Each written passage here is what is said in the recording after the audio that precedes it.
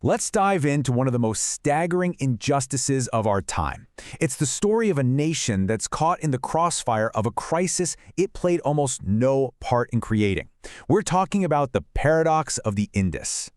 I don't think you could find a sentence that captures the heart of Pakistan's climate reality any better than this one. It's such a powerful and honestly tragic summary. So, what does that actually mean? To be facing a gun you didn't load? Well, it all starts with this number right here, less than 1%. That's it. That's Pakistan's total contribution to all the global greenhouse gas emissions that are warming our planet. It's a tiny, almost negligible amount. Just hang on to that figure. It's absolutely key to understanding this whole paradox. And this is where that injustice really hits you. On one side, you've got that tiny contribution, less than 1%. And on the other, the brutal reality that Pakistan is consistently ranked as one of the top 10 countries most vulnerable to climate change. The gap between cause and effect is it's staggering. Okay, so if Pakistan's contribution is so incredibly small, it really begs the question, right? Who did load the gun? Well, to answer that, we need to zoom out and look at the bigger picture of climate change.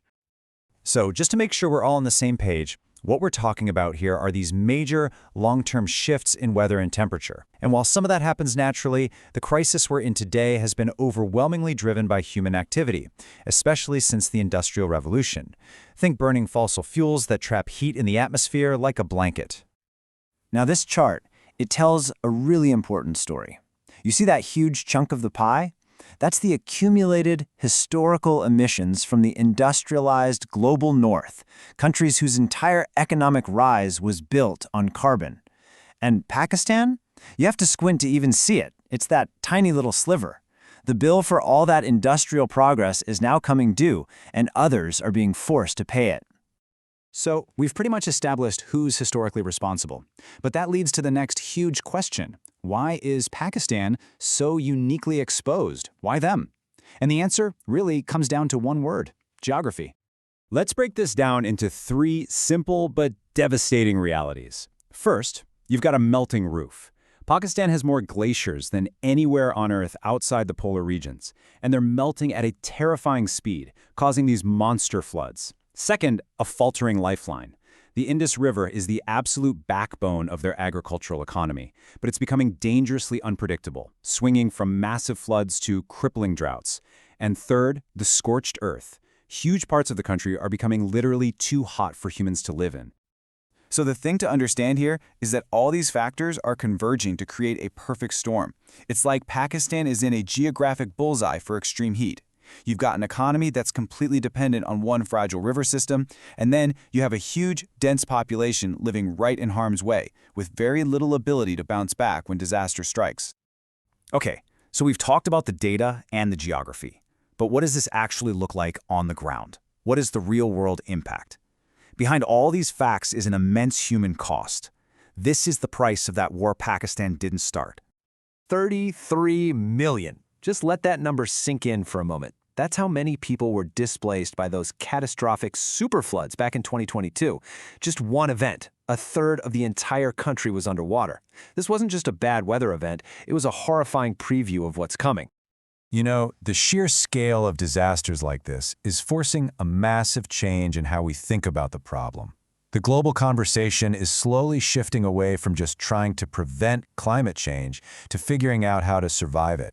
We're entering what's being called the age of adaptation. So what does adaptation really mean? Well, it's a huge strategic shift. For a long time, the focus was on mitigation, cutting emissions, and that's still absolutely critical. But for frontline states like Pakistan, the immediate priority has now become survival. It's about building flood-proof homes, developing crops that can withstand extreme heat, and managing water for a new, much harsher reality. This crisis is so deep, so fundamental, that it's forcing a complete reevaluation of the relationship between a country and its people. It's demanding a whole new social contract, one that's based on a completely new definition of what security and responsibility even mean. Now, on the global stage, this is about justice, not charity. First, there's the demand for a loss and damage fund. The argument is that wealthy nations need to help pay for the destruction their historical emissions have caused. And second, it's about technology transfer. The global north has to share the green tech needed for adaptation, everything from efficient solar panels to advanced drought-resistant seeds. But responsibility isn't just external. A huge part of this has to happen at home. At the government level, it means treating the climate crisis like the national security emergency it is. We're talking about strictly enforcing water management and building sponge cities that can actually absorb floodwater. And for everyone else, for the public, it requires a massive cultural shift, treating every drop of water as precious, stopping the plastic waste that chokes the drainage systems, and getting involved in reforestation.